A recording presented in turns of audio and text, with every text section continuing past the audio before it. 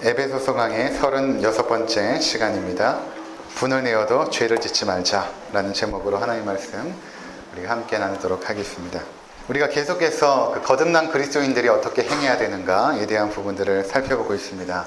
지난 시간에는 말에 대한 부분, 그리스도인의 언어 습관에 대한 부분들을 말씀을 드렸죠. 사도 바울은 우리가 계속해서 우리의 구습, 썩어져가는 욕심을 따랐던 구습을 벗어버리고 그리스도로 새 옷을 입어야 된다, 그렇게 말하고 있지 않습니까? 그리스도와 같은 삶을 살아야 되고 이것을 옷을 벗고 입는 것을 통하여서 그것은 매일의 영적인 싸움이다 라고 말하고 있는 것입니다. 우리가 하나님의 자녀가 된 것은 단회적인 사건이죠. 믿음을 고백하고 예수님을 믿음으로 말미암아 하나님의 자녀가 되는 신분의 변화는 단회적으로 일어났지만 하나님의 원하시는 그 성품을 갖는 그러한 부분들은 점진적인 성화의 과정을 우리가 겪어야 되는 것입니다. 예전에 제가 읽었던 동화 중에 거지와 왕자라는 동화가 있었는데, 갑작스럽게 거지가 왕자가 되어졌는데 신분은 왕자가 되어졌지만 그가 가지고 있던 성품은 변하지 않죠. 그가 거지로 살았을 때에 가지고 있던 그 성품들을 그대로 가지고 신분만 왕자가 된 것입니다. 우리도 그런 것입니다. 우리가 이전에 죄악된 삶을 살았던 구습들을 여전히 가지고 있으면서 하나님의 자녀가 되는 신분의 변화가 생긴 것이죠.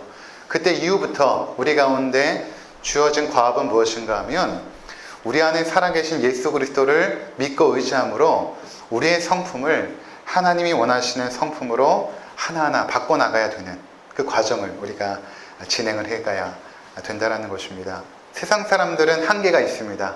왜냐하면 그 안에 주인이 여전히 자기로 남아있기 때문에 선한 행실과 또 자기를 변화시키는 그런 노력을 끊임없이 해도 그 안에 있는 죄악의 본성은 사라지지 않습니다. 여전히 사단의 지배 아래 놓여져 있지만 우리가 예수 그리스도를 믿을 때 우리 안에 예수 그리스도께서 주인으로 자리 잡고 나서 그 주님을 의지하고 믿고 신뢰함으로 우리의 성품이 조금씩 예수 그리스도를 닮은 성품으로 변화가 되어지죠. 그 첫 번째 단계가 지난주에 살펴보았던 말하는 것, 언어 습관에 대한 부분에 대한 것을 우리가 살펴보았습니다. 오늘은 그 생각의 영역입니다. 지난 시간 말씀드린 것처럼 죄라는 것이 처음에는 우리 생각으로부터 시작이 되어집니다. 그 생각이 말로 표현되어지고 나중에는 행동으로 표현되어지지 않습니까? 생각에서 말로, 또 말에서 행동으로 죄가 진행이 되면 그 파괴력은 굉장히 강력해집니다. 생각으로 죄를 담아두는 거하고 말로 죄를 표현하는 것은 굉장히 틀린 것이죠. 또 말로 죄를 표현하는 것과 행동으로 표현하는 것은 그 파괴력이 다릅니다. 그래서 오늘 우리가 살펴보게 될 내용은 무엇인가 하면 우리가 생각 속에서 가지고 있는 그 죄, 특별히 그것 중에 대표적인 것이 분노에 대한 문제입니다.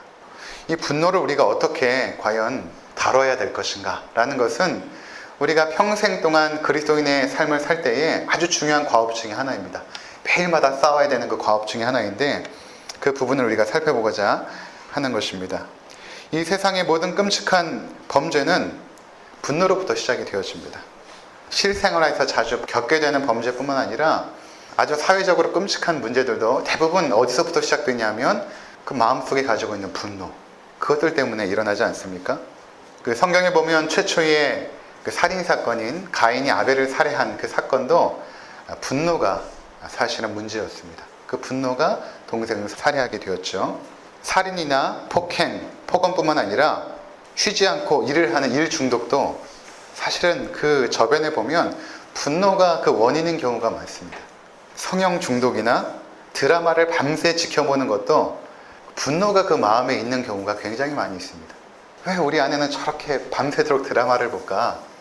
드라마가 좋아서 보는 것이 아니라 나름대로 분노를 표현하는 방식이죠. 담아두면 자기가 미칠 것 같으니까 그렇게라도 표출하는 하나의 방식 중에 하나입니다. 이렇게 바깥으로 분노가 표현되기도 하지만 그 분노가 안으로 들어오기도 합니다. 분노가 안으로 들어오면 우울증에 걸립니다. 그리고 심각한 경우에는 자해를 하기도 하고 또는 자살에 이르기도 합니다. 보통 소극적인 사람들이 이런 경우가 많이 있죠.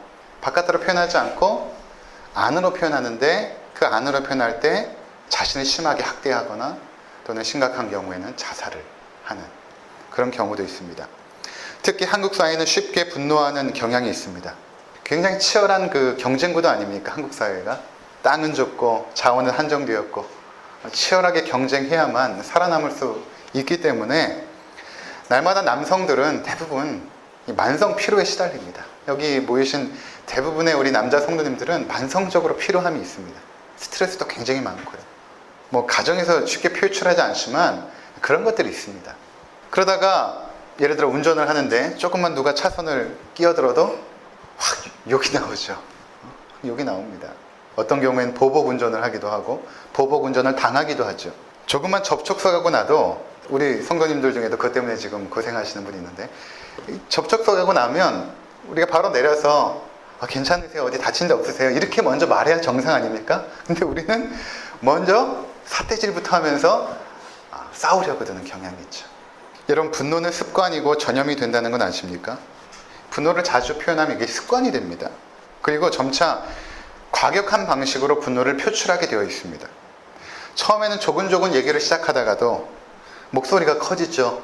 그러다가 이제 욕을 하기도 하고, 그러다가 물건을 집어던지거나 때로는 폭행을 하기도 하죠. 근데 이것이 습관이 되어지면, 이 분노가 습관이 되어지면 작은 것에도 분노합니다. 처음에는 그렇게 분노하는 사람이 아니었는데 이게 습관으로 형성되면 아주 작은 일에도, 아주 작은 자극에도 분노를 표출을 합니다. 뿐만 아니라 분노는 전염이 됩니다. 우리가 누군가에게 분노를 표출하면 그 사람도 분노하게 되거든요. 그럼 그가 가지고 있는 분노는 또 다른 사람에게 표출이 됩니다. 그러니까 분노는 계속해서 전염이 되고 있는 것이죠. 가정에서 한 사람만 분노하면 끝나는 것이 아닙니다. 그 분노는 가정 전체를 분노하게 만듭니다. 그러니까 가정에 분노하는 사람이 한 사람만 있어도 그 가정은 결코 행복할 수가 없죠. 불행합니다. 자기도 불행하고 가족도 불행하게 만드는 것이 분노인 것입니다. 뿐만 아니라 이 분노는 대부분 약한 사람을 향하여 갑니다. 여러분들이 분노할 때 강한 사람 앞에서 분노합니까? 그렇지 않죠. 대부분 분노는 약자들을 향해 나갑니다. 그러니까 회사에서 같은 경우에는 좀 순하거나 또 약한 사람에게 분노를 표출하고, 가정일 경우에는 이 어린아이들에게 분노가 표출되기도 하죠. 그러니까 어떤 그 심리학자들은 가정의 어린아이들은 감정의 배수구다, 이런 말까지 합니다. 감정을 그냥 다 받아내야 되는 것입니다. 아이들이, 연약한 아이들이. 자, 그렇다면 분노를 참아야 하는가? 분노를 참아야 하는가? 분노를 참는 것도 문제입니다. 억압된 분노는 그 몸으로 나타나죠. 그래서 신체화된다라고 말하기도 합니다. 그러니까 분노를 참으면 막 심장이 두근두근 떨리기도 하고, 손에서 땀이 나기도 하고, 호흡 곤란에 빠지기도 하고, 또 각종 질병의 원인이 되기도 합니다. 분노가. 심각한 경우에는 암을 일으키는 원인 중에 하나가 분노입니다. 그래서 분노를 참아서 걸리는 대표적인 질병이 무엇인가 하면 화병입니다. 화병. 이 화병은 미국 병리학회에도 병으로 화병, 영어로 이렇게 써 있어요. 우리나라에서 발견이 된 질병 중에 하나죠. 특별히 여성의 경우에는 화를 표출을 못하니까 화병이 생기는 것입니다. 그렇다면 여러분, 이 분노를 표출하는 것도 문제고 참는 것도 문제고, 과연 그리스도인이 분노의 문제를 어떻게 다뤄야 될까라는 것은 신앙생활을 함에 있어서 굉장히 실제적인 문제이고 또한 중요한 문제 중에 하나인 것입니다. 분노를 표현하는 것도 죄가 되고, 또 억압하면 어떤 식으로든 폭발할 텐데, 억압된 분노가 더 무섭거든요. 용수철처럼 팍 튀어오릅니다. 그러니까 이것을 과연 어떻게 해야 되는가라는 것입니다. 먼저 우리는 분노라는 정서가 무엇인지를 이해하는 것이 필요합니다. 분노라는 것이 과연 무엇일까? 이 분노라는 것은 그 죄의 결과 중에 하나이거든요. 처음에는 인간이 분노하지 않았습니다. 근데 죄를 짓고 난 이후에 이제 분노하게 되었는데, 왜 분노하게 되었는가? 인간이 죄를 범하니까 이제 하나님과의 관계에서 단절되어서 이제는 자기 인생의 주인을 자기라고 생각하기 시작하였습니다. 이전에 내 인생의 주인이 하나님이셨고, 하나님을 기쁘게 하고 순종하는 것이 내 삶의 가장 큰 목적이고 기쁨이었는데, 범죄한 이후에는 우리 인간이 내 삶의 주인을 나라고 생각을 합니다. 그리고 내가 세상에서 가장 중요한 존재라고 여겨집니다. 나를 가장 사랑하는 존재가 되었습니다. 이전에는 하나님을 가장 사랑했거든요. 하나님을 가장 사랑했습니다. 근데 이제는 나를 가장 사랑하는 존재가 되었던 것입니다. 나를 가장 사랑하는 상태에서 누군가 나를 공격하면 우리는 자동적으로 자기를 방어합니다. 그 방어 기제 하나가 바로 분노라는 것입니다. 자, 그러니까 우리가 내가 공격을 받든 아니면 우리 가족 중에 한 사람이 공격을 받든 그것에 대해서, 그런 자극에 대해서 우리는 자동적으로 반응을 하는데 대부분의 대표적인 반응이 바로 분노라는 반응입니다. 그래서 사실 이 분노라는 것이 없을 수가 없습니다. 분노가 없다는 것도 사실은 병이거든요. 분노할 상황에서 분노하지 않는다는 것은 그 사람이 병들었다는 것입니다. 정상적으로 건강한 사람은 자신을 공격하거나 가족을 공격할 때 반드시 분노하게 되어 있습니다. 그래서 성경은 이 분노의 감정을 그대로 인정해 줍니다. 오늘 본문도 그렇지 않습니까? 분을 내어도, 분노가 너에게 일어나도 그것을 내가 인정하겠다라는 것입니다. 어쩔 수가 없습니다, 우리는. 하나님도 분노하시죠. 시편 7장 11절에 보니까 하나님은 의로우신 재판장이시며 매일 분노하시는 하나님이시로다. 하나님이 분노한다라고 말합니다. 하나님은 죄에 대하여, 악에 대하여 분노하시죠. 예수님도 분노하셨습니다. 예수님이 성전에 들어가셨는데 거기 장사하는 사람들 있지 않았습니까? 예수님께서 그 짐승을 팔고 돈을 거래하는 바로 그곳으로 들어가서 그 상을 엎으시고 채찍을 만들어서 동물들을, 짐승들을 다 내어 쫓으십니다. 내 아버지의 집은 기도하는 집인데 너희가 도적의 구려로 만들었도다. 그 거룩한 분노를 예수님께서 표출하시죠. 또 요한복음 11장에 보면 예수님께서 사랑하는 그 친구 나사로가 죽었거든요. 거기 장례식장에 갑니다. 이미 나사로는 죽어 있고 사랑하는 또 마리아와 마르다가 슬피 울며 있을 때에 성경에 보니까 이렇게 표현하고 있습니다. 그 장면을 바라보시면서 심령의 비통이 여기사 불쌍히 여기사, 심령의 비통이 여기시고 불쌍히 여기사, 그들을 바라보시면서 심령이 비통이 여기시고 불쌍히 여기사 이렇게 말하고 있는데 사실 원문에 보면 엠브리 마오마이 이렇게 말하고 있거든요. 이 엠브리 마오마이가 뭐냐면 분노하셨다는 것입니다. 왜 장례식장에서 분노하셨을까? 예수님께서 그들을 불쌍히 여기셨다는 것이 아니라 그 상황 자체를 분노하신 것입니다. 왜 주님이 장례식장에 가셔서 분노하셨을까? 그것은 그 죄와 그 죄의 결과인 죽음이 가져다주는 그 고통을 바라보면서 예수님께서 분노하신 것입니다. 저 죄의 영향력, 저 악한 사단의 영향력이 나의 사랑하는 백성들을 저렇게 침통하게 빠뜨리는구나 하고 예수님께서 분노하신 것입니다. 자, 그렇다면 하나님의 분노와 예수님의 분노, 그리고 우리의 분노를 좀 비교해 보면 예수님의 이 분노 또는 하나님의 분노는 우리와 완전히 다른데 그것은 하나님의 영광이 가려진 것에 대한 분노입니다. 예수님은 자기를 침뱉고 자기를 때리는 자들에게 분노하지 않았습니다. 오히려 그들을 긍휼히 여기고 불쌍히 여기십니다. 자기를 십자가에 못 박고 창으로 찌르는 자들을 향하여 예수님은 분노하지 않았습니다. 오히려 하나님 저들을 불쌍히 여겨주옵소서. 저들이 하는 것이 무엇인지 알지 못합니다. 라고 간구하셨던 분이 예수님입니다. 예수님의 분노는 하나님의 영광을 가린 것에 대한 분노입니다. 자기를 공격하는 자들을 향하여 분노하지 않았습니다. 이것이 사실은 처음 하나님께서 우리를 창조하셨을 때의 모습입니다. 근데 우리는 어떤 분노입니까? 누군가 우리를 공격할 때 분노하지 않습니까? 내 자신을 공격할 때 분노를 하는 것입니다. 그러니까 예수님과 하나님이 분노하셨다고 우리도 분노해야 된다라고 말하는 것은 사실은 적당한 표현은 아닌 것입니다. 하나님께서 어쩔 수 없이 분노하는 것 자체를 인정하신 것이지 그 분노 자체를 괜찮다라고 말씀하는 것은 아닙니다. 우리의 존재 자체가 분노할 수밖에 없는 존재임을 인정하시는 것입니다. 너희는 분노할 수밖에 없는 존재이고 내가 그것을 인정한다 라는 것입니다. 그것이 바로 분을 내어도 라는 표현 속에 담겨져 있는 의미인 것입니다. 그러면 우리가 거듭난 그리스도인으로서 과연 분노를 어떻게 다뤄야 되는가 라는 것입니다. 분노를 어떻게 다뤄야 되는가. 분노의 감정 자체가 없을 수가 없거든요. 그것이 없는 것이 오히려 질병이라고 말씀을 드렸습니다. 그렇다면 그 분노 자체를 어떻게 우리가 다뤄야 되는가. 이것을 우리가 어떻게 다루는가에 따라서 죄가 될 수도 있고 그렇지 않을 수도 있습니다. 분노 자체는 어쩔 수 없이 인정해야 되는데 이것을 우리가 어떻게 다루는가에 따라서 죄가 될 수도 있고 그렇지 않을 수도 있습니다. 성숙한 사람일수록 분노를 잘 다스리거든요. 그렇다면 분노를 어떻게 다스려야 되는가? 첫 번째는 여러분 화가 났을 때 내가 지금 화가 나는 것이 과연 정당한가를 물어야 됩니다. 굉장히 중요한 것입니다. 지금 내가 화가 나는 것이 정당한가? 다른 사람이라도 이 상황 속에서 화를 낼까? 이것을 여러분 한번 자기 자신에게 물어봐야 됩니다. 많은 경우에 우리가 가지는 그 분노가 과거의 상처에서 오는 경우가 많습니다. 다른 사람은 이 상황 속에서 그냥 속상한 정도로 끝나버리는데 유독 나만 분노한다면 내 안에 혹시 과거에 해결되지 못한 분노의 상처가 있는지를 점검해 보아야 됩니다. 회사 생활을 하는데 다른 사람은 그래도 잘 참고 다니는데 유독 나만 왜 이렇게 화가 치밀까? 상사에 대해서 또는 하급자에 대해서 나는 왜 이렇게 화가 나지? 나의 삶 속에 받았던 상처가 무엇인지를 여러분들이 점검해 보아야 됩니다. 교회 공동체에서도 마찬가지죠. 어떻게 목사가 저럴 수 있어? 어떻게 믿는 사람들이 저럴 수 있어? 라고 분노가 지나치게 치밀어 올라서 일상생활을 하는 것까지도 방해하게 된다면 그 분노의 근원이 어디 있는지를 살펴봐야 됩니다. 왜냐하면 다른 사람은 그 정도까지 분노하지 않거든요.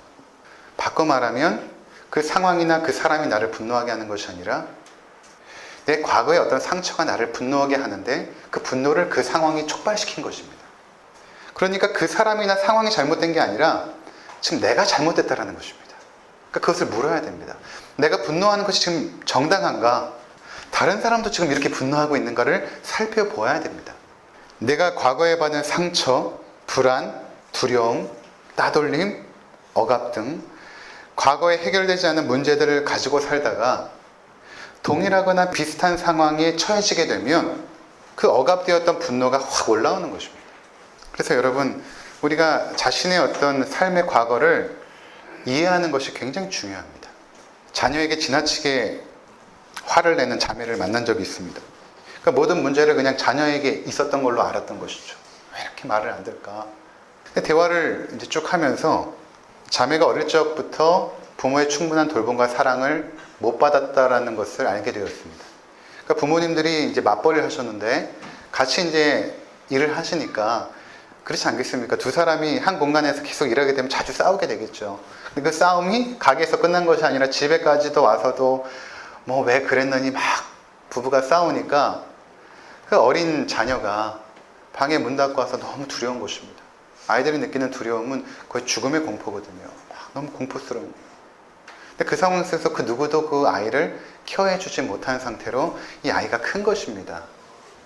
그 당시엔 너무 어려서 부모에게 어떠한 말도 하지 못했지만 이제는 커서 힘도 있기 때문에 자기를 분노하게 하는 그 상황 속에서 지나치게 과격하게 분노를 표출하는 것입니다. 작은 일에도 쉽게 분노하는 것이죠. 그러면 그 자녀가 자기를 분노하게 한 것인가? 그것이 아닙니다.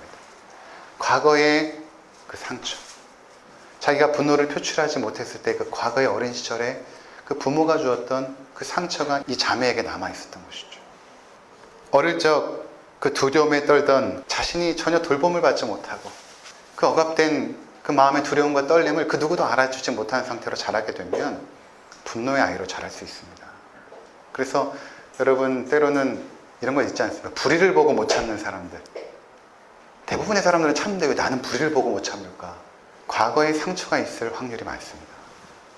분노의 근원을 아는 것이 중요합니다. 왜냐하면 이것을 아는 것만으로도 그 분노의 영향력이 현저하게 줄어듭니다. 아는 것만으로도. 분노는 풀어야만 풀리는 것이 아니라 내가 왜 분노하는지를 아는 것만으로도 상당한 분노들이 사라지기 시작합니다. 그래, 내가 이렇게 분노할 일이 아니지. 내가 왜 이 상황에서 그렇게 분노했을까? 이것은 이 상황이나 그 사람의 문제가 아니야. 그렇게 이해하게 되면 많은 부분에 있어서 분노가 사라집니다. 분노가 힘을 잃고 마는 것입니다. 그때 내가 얼마나 힘들었는지, 내가 얼마나 두려웠는지, 그때 내가 얼마나 화났었는지, 그때 누군가 나를 좀 돌보아주고 내 마음을 좀 알아주었다면 그때 내가 얼마나 좋았을까. 그리고 자기 안에 있는 내면 아이를 돌보는 시간들을 가져야 됩니다. 자기 스스로 자기를 위안을 하는 것이죠. 그때 참 힘들었어, 나는. 때로는 그것을 남편이나 아내가 해주면 더 좋겠죠. 그때 당시 얼마나 힘들었어. 그때 당시 얼마나 두려웠어. 그렇게 그 안에 있는 자기의 내면 아이를 돌보아주고 가꿔주는 그 일이 우리 삶 가운데 아주 중요한 과정인 것입니다. 자, 두 번째는 내 몸과 마음이 지쳐있지 않은지를 돌봐야 됩니다. 내 마음과 몸이 지쳐있지 않은지. 건강한 그리스도인은 영적 생활도 중요하지만 몸의 건강, 또 마음의 건강, 이것도 중요합니다. 인간이란 존재가 이것이 연결되어 있거든요. 그래서 우리가 정말 기도도 열심히 하지만 몸이 아프면 우리의 영혼도 흔들립니다. 마음이 상처받으면 영적인 생활도 잘 하기가 어려워요. 그러니까 우리의 영혼과 우리의 마음과 우리의 육신은 다 건강해야 됩니다. 새벽 기도를 통하여 우리의 영혼의 건강을 위하여 노력하신다면 운동을 해서 우리의 건강도 돌봐야 되거든요. 근데 너무 마음이 지치고 몸이 피곤한 상태에서는 쉽게 분노합니다. 작은 자극에도 쉽게 분노합니다. 우리가 영혼이 건강하면 어느 정도 우리의 육신이나 우리의 마음을 끌고 갈 수 있습니다. 영혼이 건강하면. 근데 그것도 한계가 있습니다. 그래서 이 세 가지 영역에 있어서 골고루 건강함을 추구하는 것이 바른 그리스도인입니다. 그러니까 여러분들이 기도도 하시고 운동도 하시고 마음도 돌봐야 되는 것입니다. 어느 한 부분이 지친 상태에서 외부의 자극이 들어오면 쉽게 분노가 일어나는 것이죠. 우리의 마음은 마치 여기 있는 이 컵에 담긴 물과 같습니다. 여기 이렇게 어느 정도 3분의 2 정도 차 있으면 외부의 자극에 의해서 쉽게 물이 넘치지 않지만 물이 가득 차 있으면 툭 건들면 넘칩니다. 그러니까 우리 안에 쉽게 내가 분노를 하고 있다면 내가 지금 분노가 지금 이만큼 올라온 것이죠. 그리고 너무 피곤하고 너무 짜증이 쌓여 있는 것입니다. 그때는 조금 시간을 갖고 내 안에 있는 것들을 비우는 시간을 가질 필요가 있습니다. 내 마음 안에 있는 분노들을 비우는 시간. 이것은 누가 옆에 있으면 안 되고 혼자 해야 되는 것입니다. 혼자 여러분들이 산책을 하든가, 산책이 굉장히 좋습니다. 사람이 이렇게 자연에서 걸으면서 아무 생각을 하지 않거나 그냥 가만히 묵상을 하는 것도 굉장히 도움이 됩니다. 자연에 하나님께서 우리에게 주신 치유의 능력이 있거든요. 그러니까 자연에서 산책을 하고 산보를 하는 것도 굉장히 좋은 방법 중에 하나고, 또 하나는 운동을 하는 것도 좋습니다. 땀을 내면서 운동을 하면 우리 안에 있는 분노가 또한 어느 정도 해소가 되고 풀어집니다. 또 자기만을 위한 그런 시간들, 카페에 앉아서 그냥 조용히 앉아있는 시간도 필요하고, 너무 나를 화나게 하는 그 순간에 있어서는 잠깐 타임아웃이라고 그러죠. 잠깐 멈추는 것입니다. 그 상황을 잠깐 멈추고 그 상황 속에서 나를 벗어나서 그 사람을 내가 안 보이는 곳에 두게 하든지, 애들이면 너 방에 들어가 라고 하든지, 아니면 내가 그 상황을 빠져나와서 혼자서 이 마음을 가라앉히는 것이 필요합니다. 분이 차오르는 상태에서 말하고 행동하는 것은 상처를 주기 때문에 그런 것입니다. 여행을 다녀오는 것도 굉장히 좋겠죠. 가능하면 여행을 다녀오는 것도 참 좋을 것입니다. 희생과 헌신도 내가 건강해야 할 수 있는 것입니다. 나의 지친 영혼과 몸과 마음을 내가 돌봐줘야 됩니다. 누가 돌봐주지 않습니다. 누가 돌봐주지 않아요. 내가 나를 돌봐줘야 됩니다. 내가 많이 지쳤구나, 내가 지금 너무 많이 피곤하구나, 나를 좀 돌보는 시간을 가지셔야 됩니다. 세 번째는 분노를 건강하게 표현해야 됩니다. 분노를 건강하게 표현해야 됩니다. 오늘 본문에도 해가 지도록 분을 품지 말라라는 것은 너희가 해가 지기 전에 이 분노를 해결해라 라는 것이죠. 참는 것은 해결하는 방법은 아닙니다. 분노가 쌓이게 되죠. 건강하게 표현해라 라는 것입니다. 분노를 품고 있으면 어떻게 되냐면, 오늘 성경이 말하는 것처럼 사단이 역사합니다. 마귀에게 틈을 주지 마라. 분노를 풀지 않고 품고 있는 상태에서는 내가 분노의 마음으로 있잖아요. 사단이 역사할 무대를 제공하는 것입니다. 그러니까 해가 지기 전에, 여러분 잠들기 전에 분노를 어떻게든 해결해야 된다는 것입니다. 그러면 분노를 어떻게 다루고 해결하는 것이 중요한가? 가장 건강한 방법은 분노는 말로 표현하는 것이 가장 건강한 것입니다. 말로 표현하는 것. 내가 무엇 때문에 화가 났는지, 나의 지금 그 화난, 속상한 그 감정의 상태를 적당한 말로 표현할 때 우리의 많은 분노가 사라집니다. 너무 과격하거나 그런 말이 아니라, 폭력적인 단어가 아니라 그냥 나의 마음을 그대로 표현하는 것입니다. 그대로. 당신이 자꾸 이렇게 하니까 내가 정말 미치겠어. 내가 정말 죽을 것 같아. 이게 오히려 물건을 집어 던지는 것보다 낫습니다. 이것이 사람을 때리는 것보다 낫습니다. 내가 자꾸 이렇게 하면 다 때려 부술 것 같아. 이렇게 말로 표현하는 것이 다 때려 부수는 것보다 오히려 낫습니다. 그러니까 말로 표현하는 것이 가장 건강한 방법인 것입니다. 분노를 표현할 때는 한 가지 주제, 그리고 현재의 문제에만 집중해야 됩니다. 분노를 표현하는데 30년 전에 있는 문제부터 끌고 가가지고 그러면 문제가 해결이 되지 않습니다. 그 상황 속에서 내가 화난 것만 얘기하십시오. 그것만 가지고. 그리고 말할 때는 요점만 명확하게 전달해야 됩니다. 내가 지금 이것 때문에 화가 났다라고 명확하게 말하십시오. 다른 거 막 둘러대지 말고 내가 이것 때문에 지금 화가 났어 라고 말하십시오. 그리고 그런 대화를 할 때는 서로 논쟁해서는 안 됩니다. 여러분, 감정적인 언어는 옳고 그름이 없다고 합니다.